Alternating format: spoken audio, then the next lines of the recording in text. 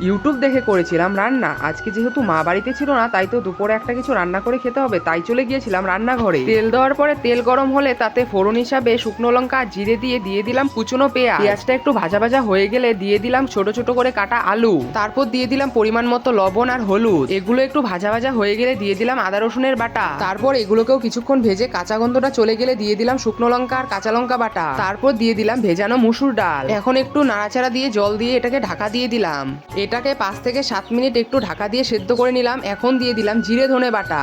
আগের ভিডিওতে কমেন্ট করেছিল প্রিয়াঙ্কা সিংহ এবং বাপি, তোমাদেরকে অসংখ্য ধন্যবাদ। আরো কিছুক্ষণ ঢেকে ঢেকে রান্না করার পর যখন টেক্সচারটা এরকম হয়ে যাবে তখন জল দিয়ে ফুটে গেলে নামিয়ে নিলাম। তারপর করেছিলাম লাল শাক ভাজা। লাল শাকটাকে লঙ্কা এবং লবণ দিয়ে ভালো করে সেদ্ধ করে নিলাম। তারপর ভাজা করার জন্য কড়াইয়ে তেল দিয়ে ফোড়ন হিসাবে দিয়ে দিলাম কাঁচা লঙ্কা এবং থেতো রসুন। লাল শাকে কিন্তু হলুদ দিতে নেই, তাই হলুদ দিলাম না। তারপর দুপুরে স্নান করে বসে পড়েছিলাম খেতে। যাই হোক, তোমাদের রেসিপি দুটো কেমন লাগলো অবশ্যই কমেন্টে জানাবে।